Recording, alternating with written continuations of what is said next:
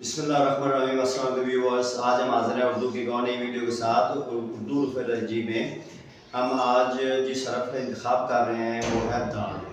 दाल कैसे लिखी जाती है ये हम आज इस लेक्चर में आपको बताएंगे, और इसके बाद दूसरे हरूफ के साथ इनको कैसे लिखा जाता है और दाल की शक्ल कौन सी बन जाएगी।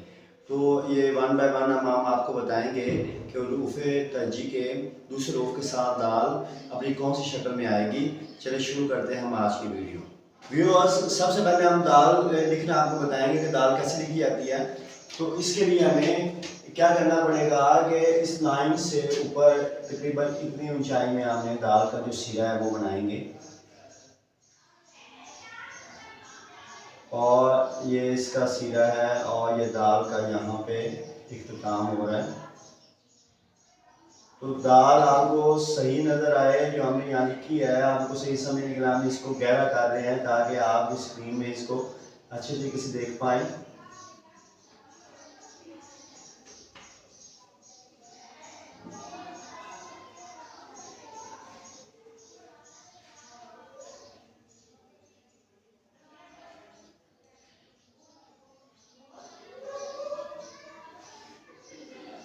तो फ्रेंड्स, यहाँ पे आप देख रहे हैं कि दाल बिल्कुल मोटाई में अपनी शुरू हो रही है और बिल्कुल इसके बाद ऐसे ऐसे कम होती जा रही है, और यहाँ बारीक है और फिर यहाँ पे मोटाई में आके और यहाँ पे बारीकी पे एंड होती है।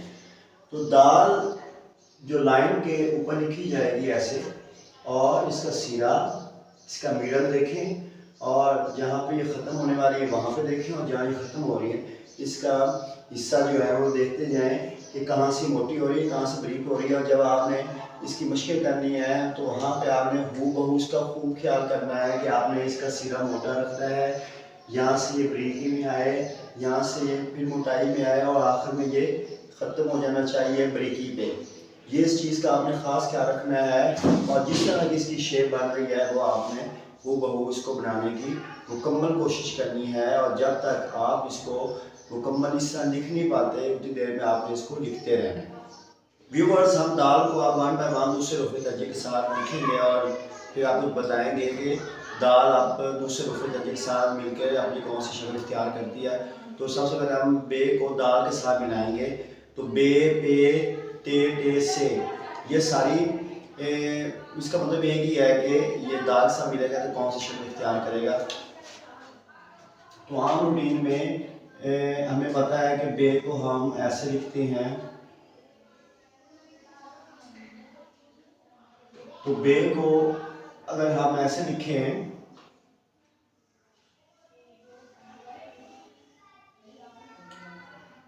और इसका ये एक नुक्ता हम लगाते हैं तो बे बन जाएगा। अगर हम या 3 नुक्ते लगाएंगे तो पे बनेगा, 2 नुक्ते ऊपर लगाएंगे तो ते बनेगा, ऊपर से तोएं लगा दें टे बनेगा, और 3 नुक्ते ऊपर लगाएं तो से बनेगा। एक ही बात है, सिर्फ नुक्तों का और टे का फ़र्क है। तो ये हमारा बे, पे, ते, टे, से मुकम्मल हो जाएगा। तो इसका जो सिरा है वो बे का कुछ इस तरह का होता है। बे का सिरा कुछ इस तरह का बनेगा।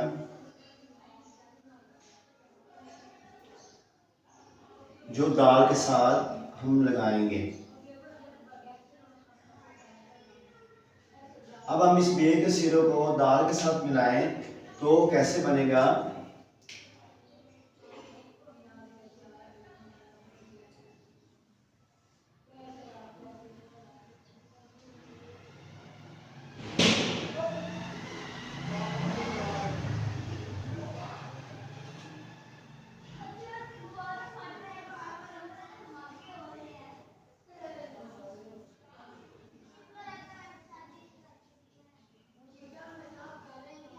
तो यहाँ पे आप देख रहे हैं कि बे का जो सिरा है वो दाल से मिलेगा।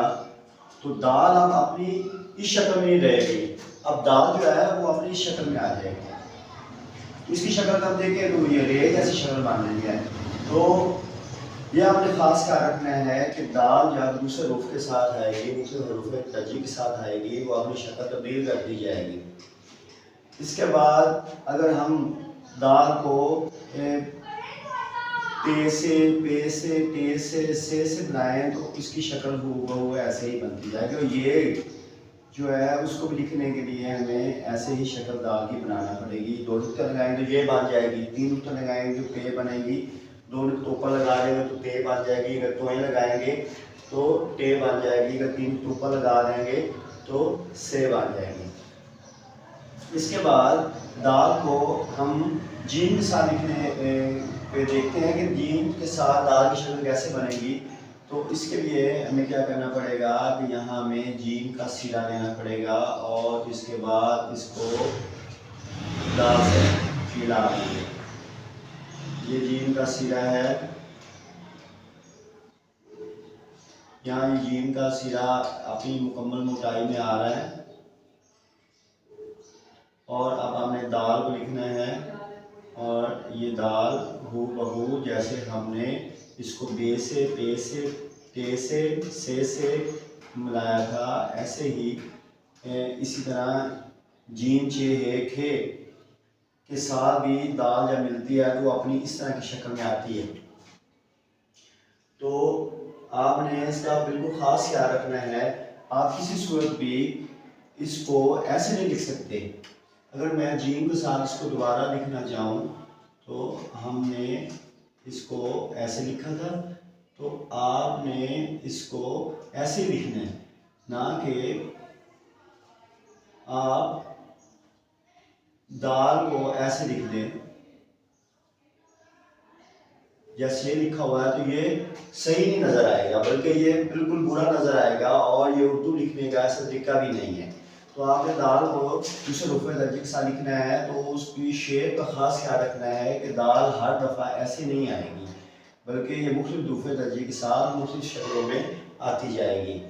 व्यूअर्स, इसके बाद आप देखें कि दाल को अगर हम सीन्स के साथ मिलाएं तो वो कैसे लिखी जाएगी। तो सीन के साथ ये सीन के 3 दंदाने आएंगे और यहाँ से अब दाल आएगी। ये सीधा थोड़ा सा ब्रेक होगा, ये इससे मोटा होता जाएगा, ये मुकम्मल मोटाई में आएगा और इसके बाद ये दाल हमारी लिखी जा रही है। तो ये आपको अच्छे तरीके से नज़र आया। हम इसमें इसको कलरिंग कर रहे हैं ताकि आप इसको स्क्रीन पर अच्छे तरीके देख पाएँ।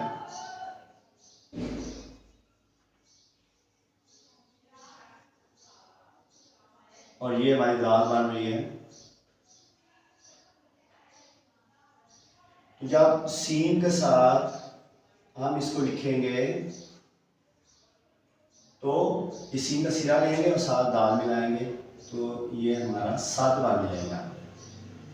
इसके बाद स्वाद के साथ भी बनाएं तो हुबहू वैसे आएगा। अगर हम इसको नाम के साथ मिलाना चाहें तो क्या करेंगे, ये 2 नुक्ते हम ख़त्म कर देते हैं और यहाँ पे लाम का सिरा लेंगे। हमारी एक और वीडियो में हम आपको इससे पहले बता चुके हैं कि लाम का सिरा कुछ इस तरह होता है जैसे अलिफ होता है। तो ये लाम का ऐसे सिरा हम लिया और इसको हमने दाल के साथ मिला लिया। इसके बाद अगर हम नून के साथ लिखना चाहते हैं इसको छोटा करना पड़ेगा और इसके बाद यहाँ से इसको शुरू किया, ऊपर से एक नुक्ता लगाएंगे तो ये आपका नून दाल से ले रहा है। ये नून का सिरा लिया और दाल से हमने इसको मिला दिया है। इसके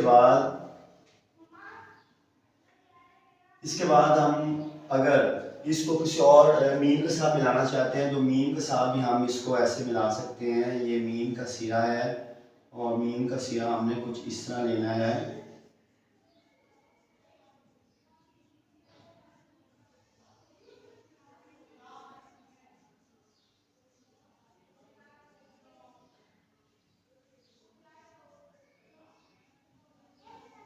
और इसका अपने दाल के साथ मिलाना है।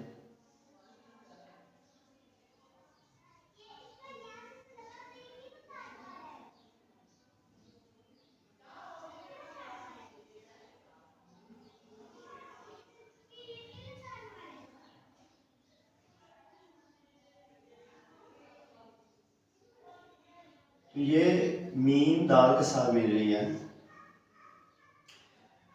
अगर मीम को एक और तरीके से हम दाल के साथ मिला सकते हैं, वो ये है कि इस तरह का हमने सिरा लेना है और इस तरह मीम को हमने दाल के साथ मिला दिया। तो फ्रेंड्स, ये थी हमारी वीडियो दाल के हवाले से कि दाल को हम किस तरह लिख सकते हैं, इसकी शेप कैसे होती है और इसको हम उर्दू रूफ़ तहजीक के दूसरे रूफ़ के साथ किस तरह लिखेंगे और इसकी शक्ल कैसे तब्दील होती जाएगी, ये हमने बड़ी डिटेल के साथ आपको बताया। अब ये आप पे डिपेंड करता है कि आप इस वीडियो को कितना पिक करते हैं और उसके बाद इसकी मशक कितनी अच्छी करते हैं। आपकी मशक ही आपकी हैंड राइटिंग की खूबसूरती में इजाफा करेगी। अब हम आपसे इजाज़त चाहते हैं। अल्लाह हाफ़िज़।